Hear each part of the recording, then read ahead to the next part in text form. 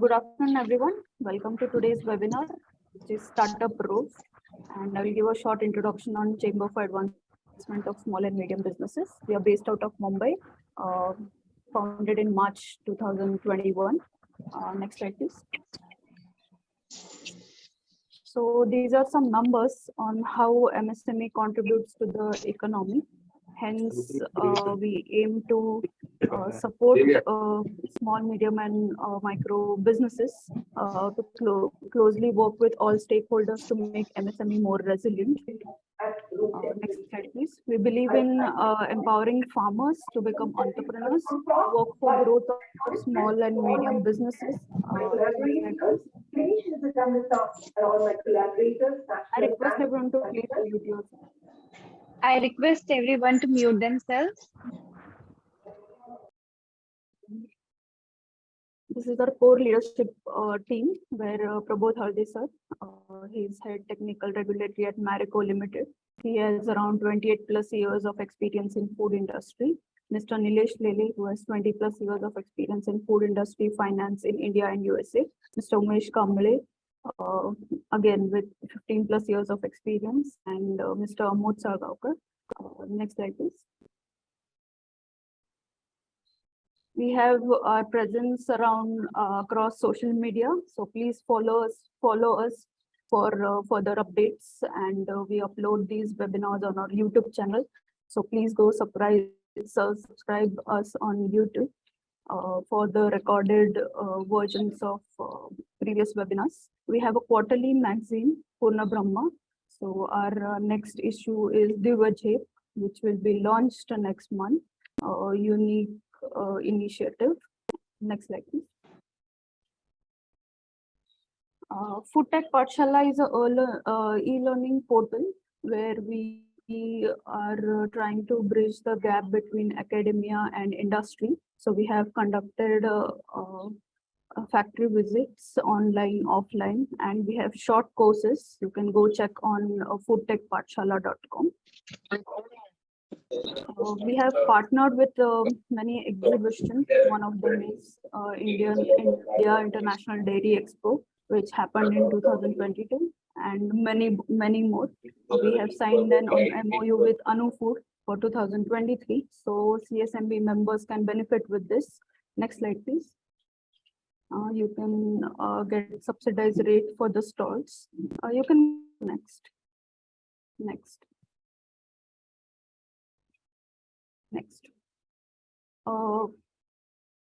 We have these are some past events which were held by CSMB in Anu Food and Anu Tech with MSME and Quality Council of India. CSMB has also organized US of soy food uses and business opportunity with USEC. Next slide, please.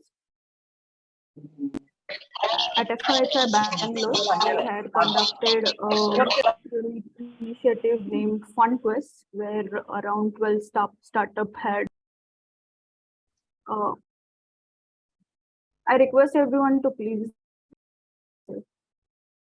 where startups had pitched to the investors.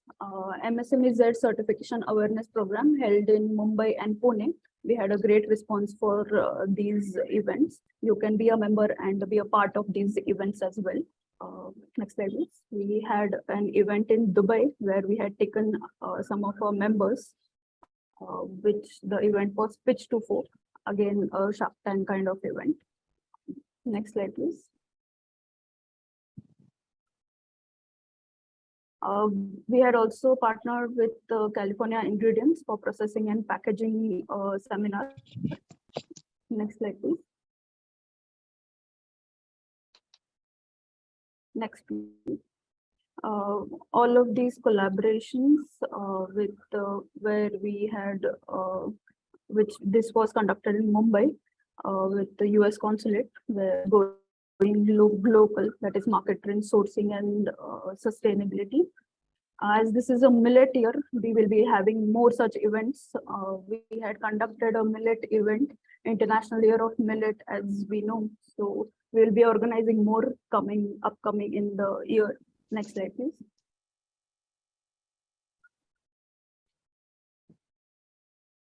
some more events where industry interactions were carried out.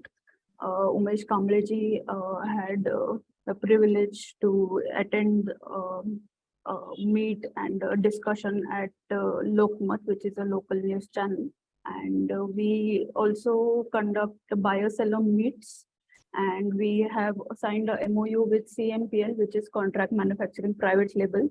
It is happening on 4th and 5th May. So around 10,000 plus businesses will be visiting this exhibition looking for contract manufacturers, private labelers, machines. So if you want to book a stall here, we have a CSMB pavilion. We will be giving subsidized rate to CSMB members. So please do contact me or any of the team member or Nilesh sir for the further details. I'm dropping my number also. And I urge everyone to be a member of CSMB. As you can see, there are many activities going on and in the future also.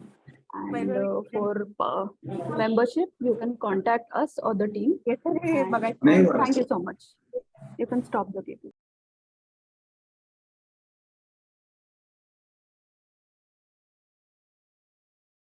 So I welcome Ms. Prachi Patil, who is the founder and CEO of SUZU Agro Private Limited. I request her to give her introduction as she will be talking more today, and her company introduction. Sure. Thank you so much, Diksha. Hi, everyone. So my name is Prachi Patil, and I'm founder of SUZU Agro. We call ourselves a company which is building a food for future. What exactly is food for future? Which is basically tasty, healthy, and of course, very quick to make, so that everyone can make the food. And we are working in this sector since last 2 years. Me and my husband, we both started this company post-pandemic.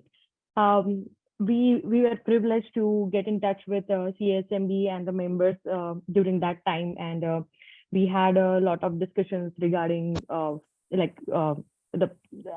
kind of brand building, regarding what kind of technology to choose, what kind of products should we bring into the market, and etc.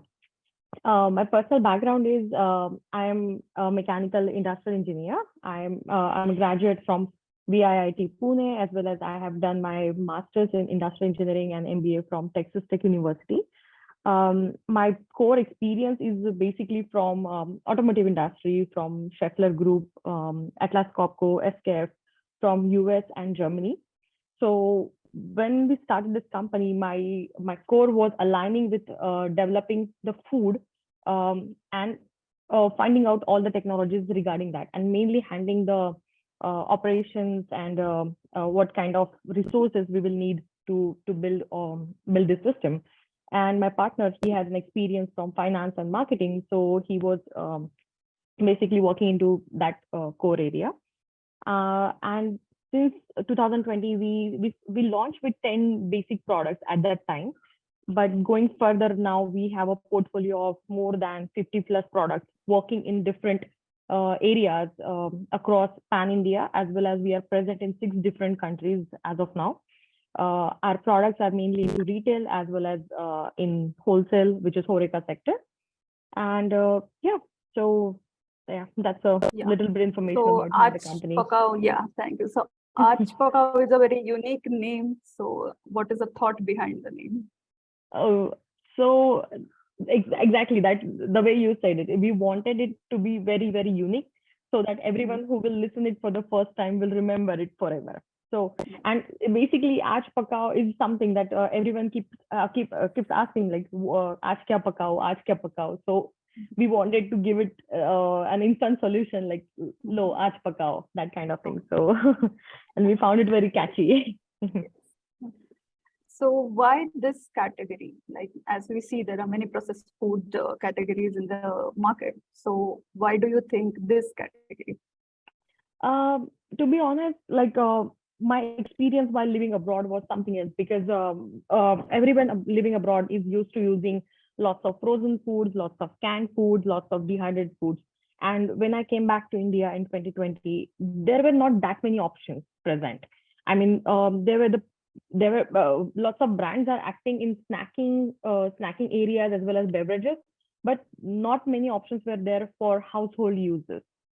So that's why we picked up this gap in the market where we could give easy solutions for the household kitchens, not only for women, but as well as everybody who wants to cook, whether it's a bachelor, whether it's a nuclear family or anyone. So So that that you was the don't gap that miss we home found. food. Like, yeah, you don't Exactly. miss home food. Yes.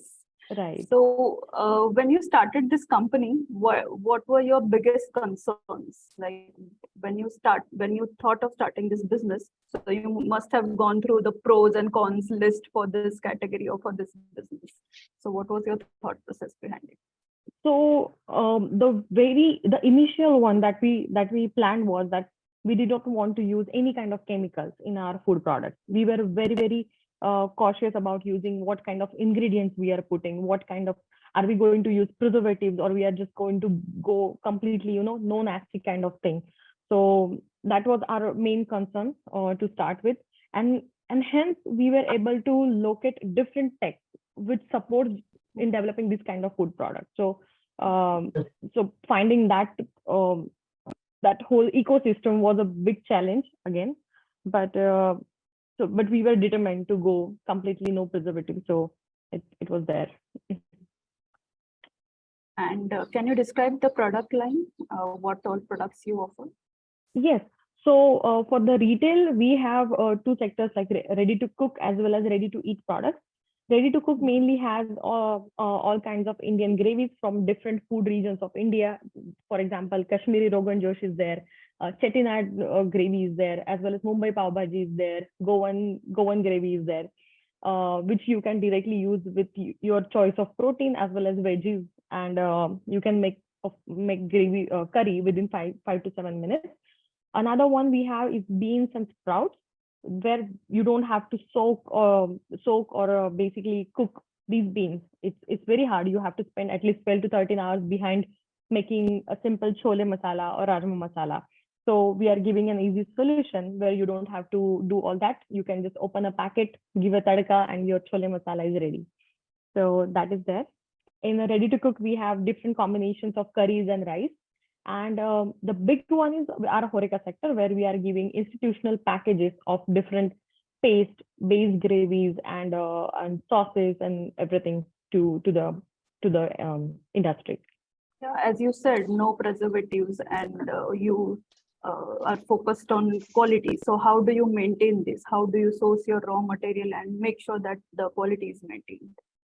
Right. So our manufacturing partners are there, and we have tied up with different farmer produce companies through them, where they can procure directly from these farmer produce companies. So there is no one in between that. So the produce is getting to the factory directly from farm, as well as everything sorting, cleaning, and all that process happening in under one roof.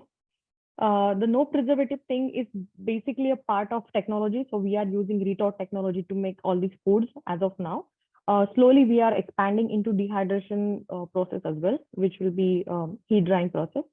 So that way we can achieve no preservative USP. Okay, great. Like it's farm to fork, like it's Yeah. directly from farm to your table. Yeah. Exactly. So, what is the consumer base? Like, is it only big cities, or what do you think? Like, two tier, third tier, second tier cities don't believe in packaged food. They think that it's filled with preservatives. So, do you think the mindset has changed? I would say it's changing slowly. Like major market is definitely the metro cities, of course, where people don't have time to buy to make the food to spend so much time in kitchen. So being metro cities are a core target for the consumer base. But along with that, the awareness is growing in tier 2 and tier 3 cities, because especially because of the cloud kitchens and everything. Because all these kitchens, they have like really small areas that they cannot store so much products at their facility, so they can buy these kind of products which will help them save cost, save energy, and save manpower. So it's growing definitely. Great. So, when you say export, what is the market? Who is the consumer for export? For us, at the moment, we are exporting to US and Canada, to UK, to Europe, to Dubai. After that, Singapore and Mauritius. Yeah. These are the So countries. is it like students or do locals also prefer or just Indians over there? No, definitely. So it's not the major group is the Indians studying or working abroad, but the awareness about Indian food is also growing, especially because Indian food is the people are developing different palettes. The spice palette is getting introduced to all new people. Along with that, the vegan and the vegetarian, the label is getting very famous in the industry. So Indian food kind of supports that, and it naturally offers the plant-based protein and everything. So that many people are preferring these kind of food. Yes. So what challenges did you face when you started this business? Um, of course, first the very big challenge was building the right kind of team. Having right people besides you, like in terms of marketing, in terms of sales, in terms of designing, creative agency, and so locating all these different people, and discussing what vision and mission we are carrying in our mind, and then getting everyone on board on the same page, and then executing the task was that is the biggest challenge, I would say. Conveying your thought process to everyone. Right. So what would you suggest a young entrepreneur if you have to give few suggestions? What mistakes you have done and what they should avoid? I would say like lots of market studies are present at the moment through different sources. So rather than having a product and going to the market, I would definitely suggest studying the market and then finding the right product for it is the key. It will save lots of time, lots of resources, and of course money. So it's of course my favorite advice. So when speaking of market, D2C is a booming sector. So what is the difference you feel between the traditional retail chain and D2C? The D2C, of course, I'll explain through our example actually. So we are present on different e-commerce platforms, and especially through these platforms, we are able to reach our consumers directly. Whatever concern is there, the consumer is able to reach out to us directly in that case. So we don't have to go round and round. And of course, we are able to create lots of awareness through digital marketing, through social media, with our consumers, and we are able to offer lots of privileges like discounts, some goodies, and some gifts throughout the year for different occasions. So you kind of build a very tight knitted connection with your consumer. So it's definitely better than the traditional one. Yes, definitely. So when a person has an habit to cook from scratch, like go get the vegetables and come and cook. So how would you change that mindset? What would you show like in your product that they should buy it and start using this? Right. So unlike other products, like unlike other brands, they will tell you, here is our product, buy this, here is our product, buy that. But instead of doing that, we are telling our consumers what they can do if they buy our product. For example, you will have lots of time for your hobbies. You will have lots of time to spend with your kids on your education, on your work, as well as relaxing and your own health. So we are offering these kind of advice, and we are educating them across all these points, and that's how they are getting convinced. Okay. So ready to cook market is quite crowded now. So how Yeah. do you manage the competition and stay ahead of it? Right. So the ready to cook market, instead of focusing only on one region, we are focusing on giving assortment across India. So instead of just focusing on some North Indian cuisine or South Indian cuisine or some only metro cuisines, we are identifying different products across India, which are getting either, for example, making a ghee roast will take like an hour, hours and hours for you. So in that case, we are offering that easy solution. So our assortment is our one of the USPs, which stands out in the market, and especially the So beans when and sprouts. Yeah, sorry. Mhm. Yeah. So the cuisine that we used to only have in restaurants, you can cook at your home. Exactly. Yes. Yeah. So what is the vision for Aj Pakao? Like, how would you want to grow, and would you like to add more categories? Yes, definitely. So right now we have a assortment of 7 different gravies, but we are aiming to have 14 to 15 more gravies from different food regions of India. We want to tap some new markets also. Along with that, we want to take all that Indian flavors to different countries across the world. Like for example, foreigners mainly know sometimes only butter chicken, yeah, chicken tikka masala. They don't know so much about Indian cuisine, so we want to give those flavors. And along with the gravies and sprouts, we want to bring a complete solution packet. So we are working on creating more ready to eat options also, which where the person can just carry these packets with them and eat whenever they want. So offering a better and more efficient value added solution to the customer. That is amazing. It looks tasty also. So there are some questions in comment box. If anyone wants to open up and ask those questions, I think we can open up. Vaishali Menon.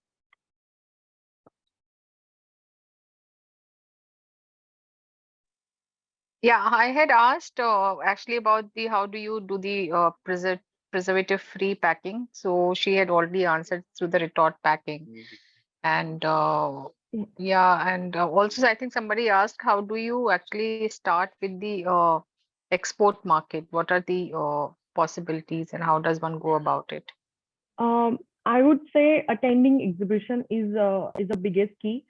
Just like Diksha ma'am explained, that CSMB is arranging different is a part of different exhibitions. So last year we participated in Anu Food India with them. Also attended a couple of exhibitions in Horeca sector also, and that opened up a a big network basically with the wholesalers, with importers and distributors. So I would say exhibition worked for us and for many other brands as well. And where are you based, Prachi? So currently we are based in Pune, but product range is available across pan India. No, no, no. What I wanted to know, where is your manufacturing unit So in Pune?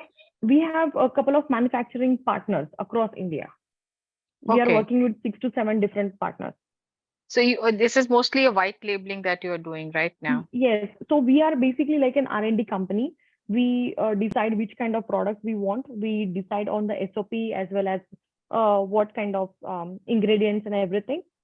And then we pass it on to the partners, and then they uh, make those products for us, manufacture them for us. Okay. All right. Yeah. Okay. Thank you. Yeah. Can you share any exciting product next launch in line? Yes, yes, definitely. So, along with retort, as I said, we are also inclined towards dehydrated products. And since this is going to be a year of millet, so we wanted to experiment a little bit with that. And we are bringing exciting range of flours in that, along with dosas and chillas, pancake mix, and all. All of the range is going to be high protein range, where the products are made with sprouted grains. So it's going to be natural and healthy Yeah, and that's tasty. amazing. Yeah.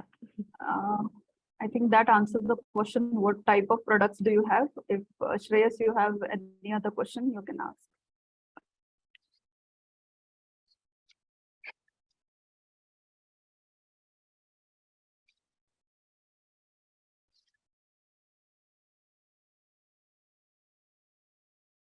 Okay, I think questions are done.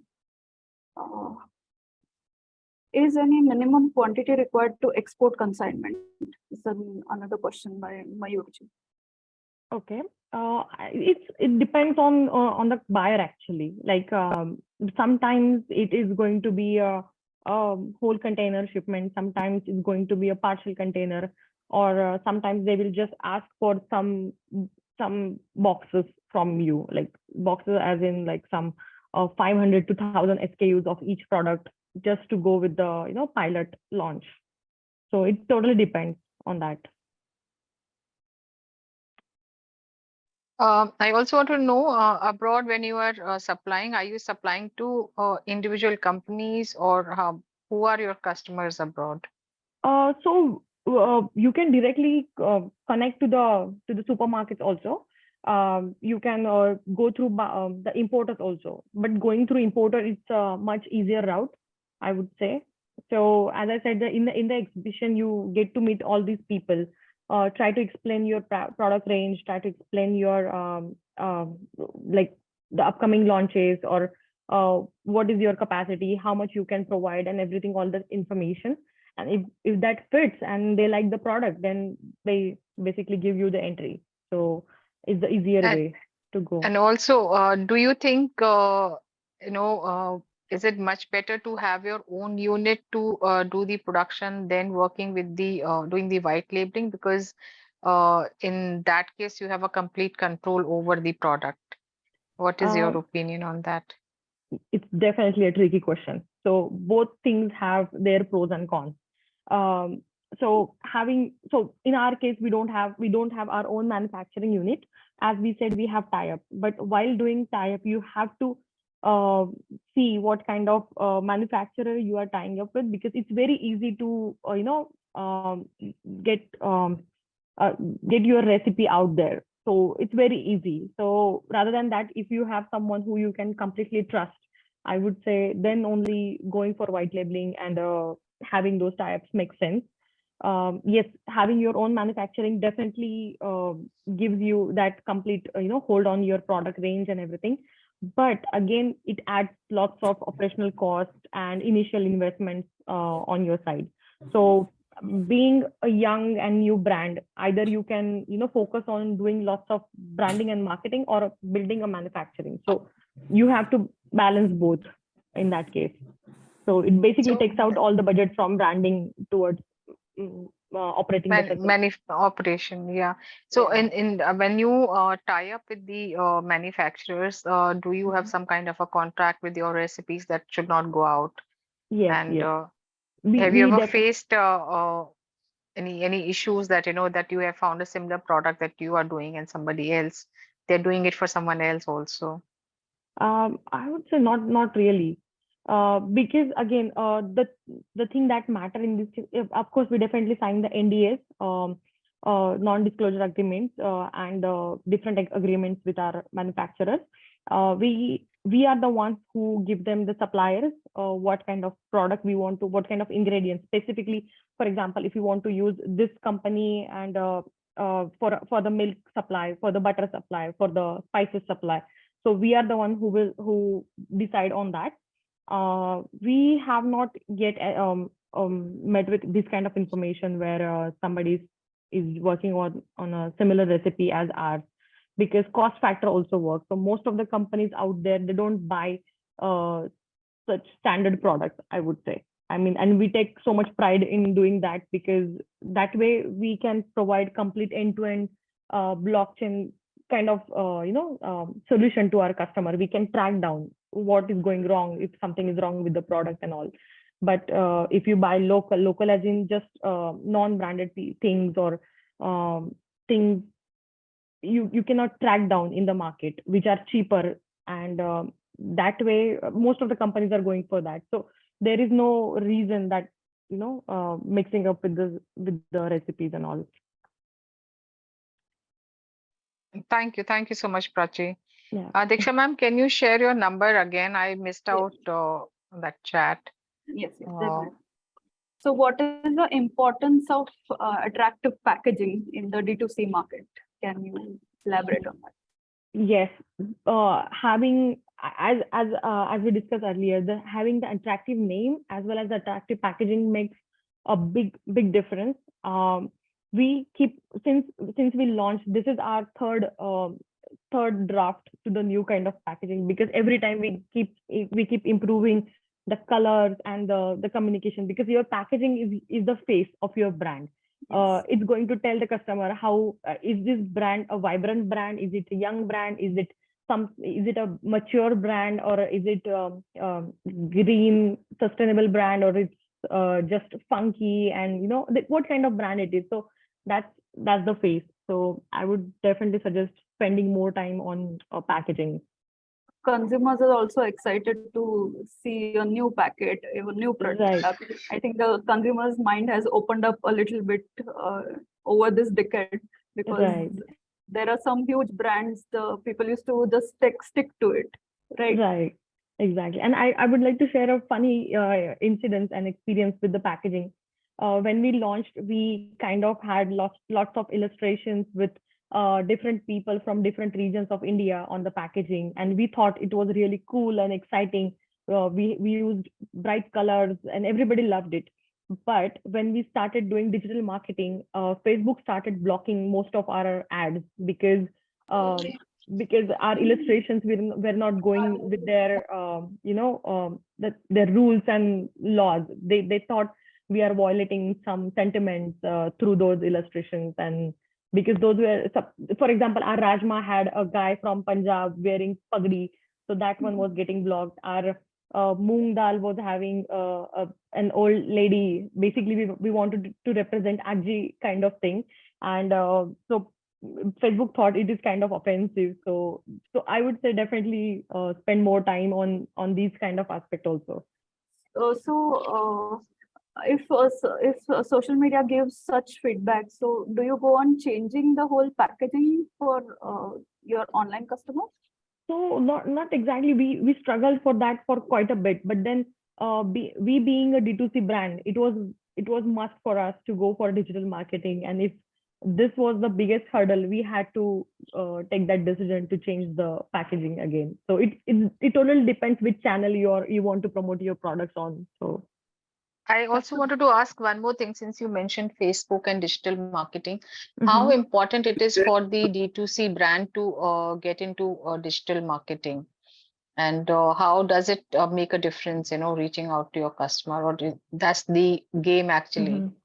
Yes, it is. It is the game as of now, I would say, because uh, most of us are present in social media. If not social media, we are using WhatsApp, we are using some kind of messaging services. Something is, we are using one or the another thing.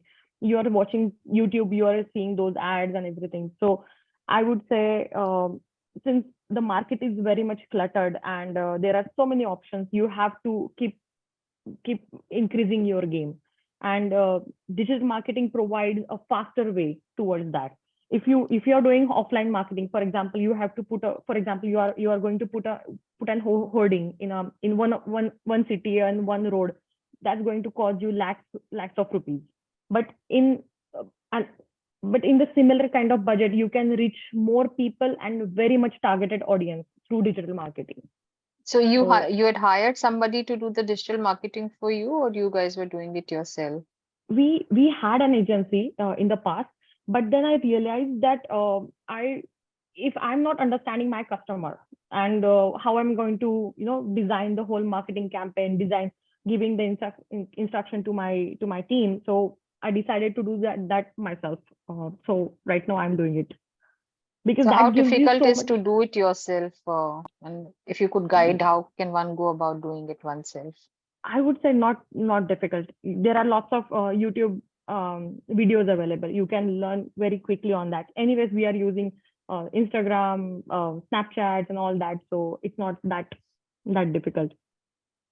Okay, And all the right. thing is, Thanks. like, if you're doing it on your own, you can change things very fast. So, for example, you are putting a campaign for 1 week, and you see there is no traction. There is nobody's replying to that, and you are not getting what output you want out of that campaign. You can just change it quickly that way. But yes, we have an agency which makes all the creatives and everything for us. So branding and creative agency we have, but for the digital marketing, for deciding the audience, for putting all those campaigns, I'm the one who's doing that. Okay, okay. Thank I think you. I answered your question, right? Yes, thank you. Thank you so much. Yes. That was a great insight on Facebook. I think we have to please social media first before pleasing our customers. Yeah. Uh, So what about costing, like competitive costing against big brands, and how to maintain your quality plus costing? Right. So for the costing, there is a very simple rule. I think everybody knows that if you are getting a thing made at X rupees, you have to sell it for 3X rupees. That is going to that is going to cover all your costs in terms of distribution, marketing, transport, um, ma- um, again the social media and campaigns and customer awareness and lots all other things regarding that. um, and keeping the competitive costing is must, I would say, but don't burn yourself while doing that. So for example, your competitor is giving costing at 150 rupees, but you are not able to achieve 150.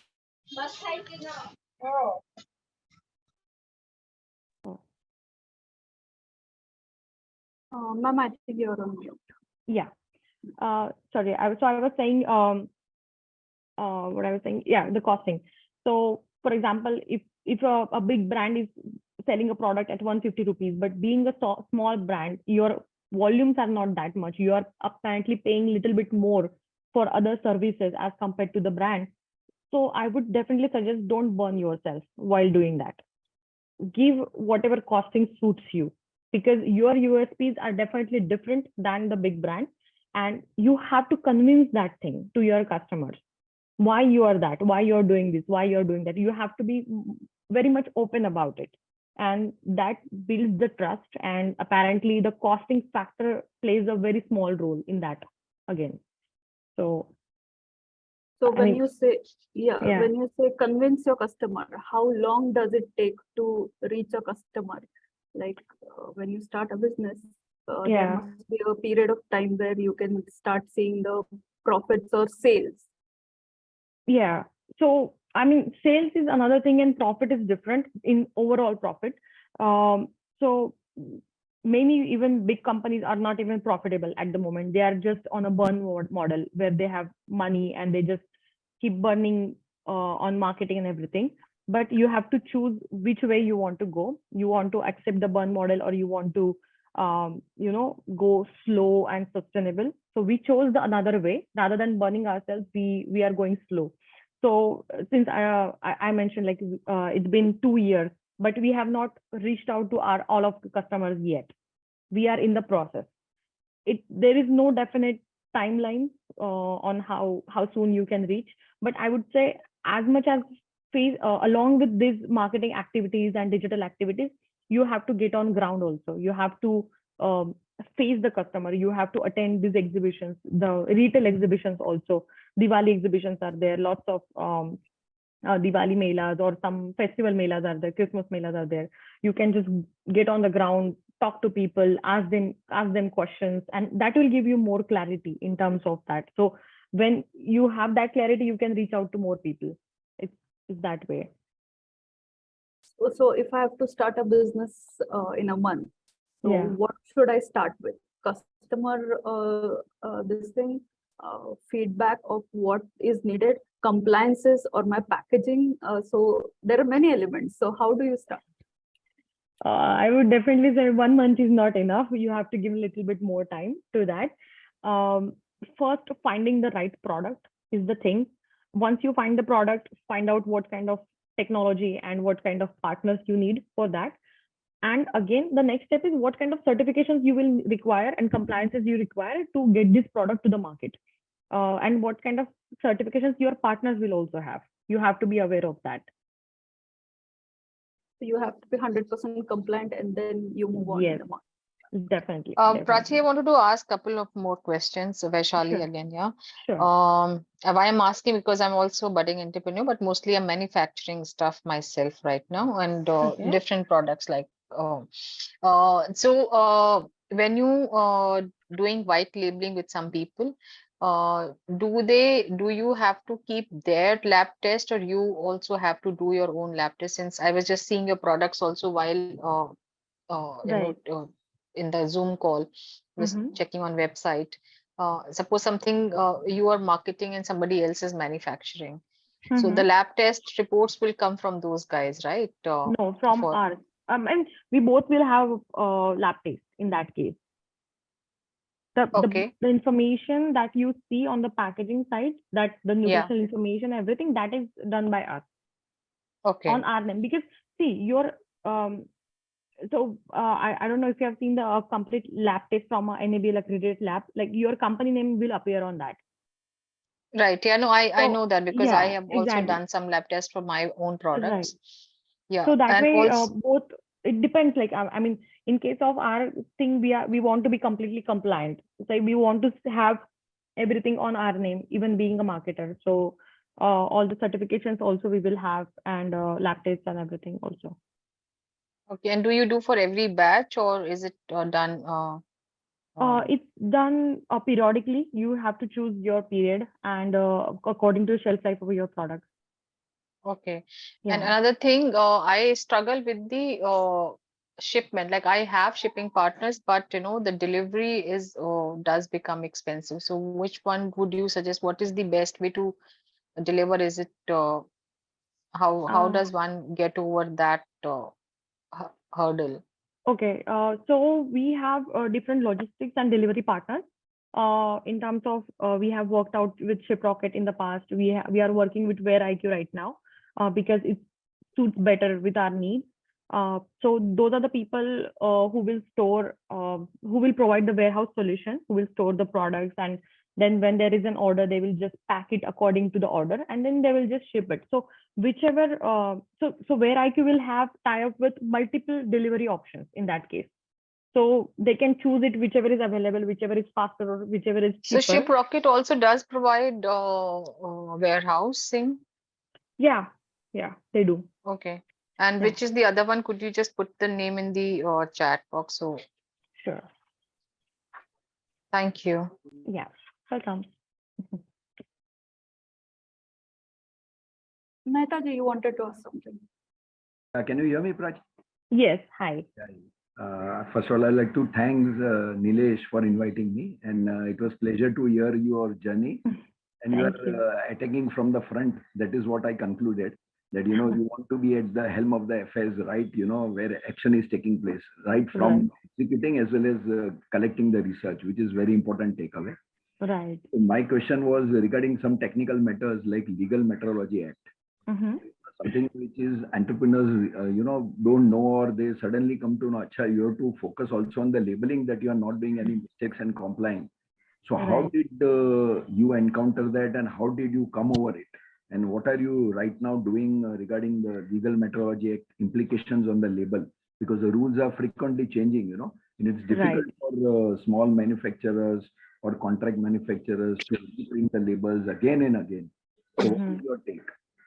So I would say, as I said, we as per the consumer requirement, as per our requirement, while to reaching the market, we are continuously working on our packaging, and along with that, we are checking our labeling also with the compliances. We are working with different agencies, and even Farm to Fork is helping in that matter while working on the labels and the formats and compliances regarding it. So you have to be aware, either you have to keep checking yourself, like all these websites, all these rules, the FSSI rules and the documents regarding it. And not only FSSI, but if you are into export, you have to check those countries certifications as well. But if you are not doing it on yourself, you have to take help of the expert. So how expensive are these companies like Farm to Fork or any other one for as a uh, consultancies? not much. I mean, it will be bad if you don't follow these compliances and then get caught and then spend lots of money on the recovery. Then it's better to spend this money on I mean, as a precaution. Thanks, Prachi, for addressing that. Okay, thank you. Sure. So another question was, how much finance do we need to start a business? How much finance? Okay. So it depends again. most of my answers start with it all depends, but it really depends because what the kind of product and the kind of area you are targeting to reach out within certain time frame. For example, when we launched our 10 products, our only pilot area was Mumbai and Pune. Slowly we expanded towards different cities in Maharashtra, and then we started with couple of other states also, Gujarat, Andhra, MP and all, and then slowly we went into pan India. So we had a whole trajectory planned for this, like which milestone will require how much of money. And so the requirement is up to what kind of agency you are hiring, because agencies also vary from 20,000 till 2 lakhs, 10 lakhs a month. So again, you have to find out which one suits you better. You have to find out all the transporting resources. You have to find out, of course, the manufacturers, because manufacturers, it will also depend on what kind of product you are getting into. Is it expensive? Is it cheap? Is it so all these factors matter in. So there is no certain thing as how much finance. There's So no what are certain the number. major cost centers? Sorry. What are the major cost centers? If you could elaborate a little, like what would my money go into? The major one Mhm. are definitely marketing. In the start, when you're new and nobody know about you and your brand, then major money goes into marketing. And on the other hand, if you choose to be on the manufacturing side, so definitely the operational cost will be much higher on that end. But if you just choose to be a brand and a marketeer, so that is where, and it should go there, because then only you will have a certain follower group, certain number of customers who will become your repeat customers, and then you can focus more on other things. So Prachi, how did you come to the conclusion? I mean, how did you arrive at this that, let us not burn too much money and wait for organic growth rather than, burn too much money, show big sales, less profit, but, future profit, and then invite VCs or fund or, part with the equity. So what made you come to that conclusion that this is the path my company should choose? right. So when we launched, we were sure that we wanted to be bootstrapped in the to start with. We didn't want to go on to the seed funding or anything, because we wanted to keep the equity. And our idea in this kind of food business, I mean, there are endless possibilities and endless opportunities, and we thought that this business can go to any direction. So rather than having somebody on our head and continuously asking us what you're doing, what is there, where is the profit, where is this, where is that, we wanted to give it, like a breathing time to the business, like exactly see what kind of product is picking up, what is the customer demand, what people are exactly looking for in the market. So because being a small brand, you have that leverage, but once you become big, your every move is getting monitored. So we didn't want that hassle to start with, and we chose the slow path, and rather than burn model, because burn model again, it's a reverse game. I mean, see, you are putting so much money in the marketing, you are having so many followers, but your product is not up to the mark. Then what's the use of the followers? You won't get the repeat customer. Your money will be just burning and burning again. So rather than having that, we chose to have more focus on product building and customer building, and then having that the repeat order. So it is as good as that you would like to have more freedom. That is the right word. Yeah, you can say that. Go on your path, take your own conclusion and do your own research. But ultimately you will come to a point where, you will be short of funds. But by that stage, by that time, you should have already come to a conclusion and, pinpointed now what is the final path and I'll need funds. So have you envisaged that thought in your mind? Yes, I mean, definitely at some point we will go for the funding, but by that time we already want to reach to some level of profitability, and we have that plan with the team. I mean, so for example, it's not that we didn't go for funding, but it's just that we are not going actively for that. Got it. We are, Thanks. yeah. Thanks, Prachi, and thanks, Diksha, for giving me the time.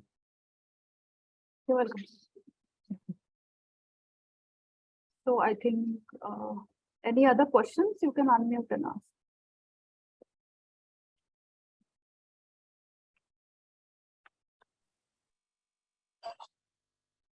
Okay, thank you so much, Prachi ma'am, for joining, and all the best with your venture. And I thank all the participants for joining and actively participating. Thank you so much. Thank you so much, Diksha, and the CSMB team. I mean, it was a great opportunity and very nice conversation. So thank you. Thank you for your insights. I'm sure it will be useful. And Yes, we are uploading this video on our YouTube channel, CSMB. So you can subscribe that. And if you want to watch it again, you can go there and watch. So thank you so much. thank you.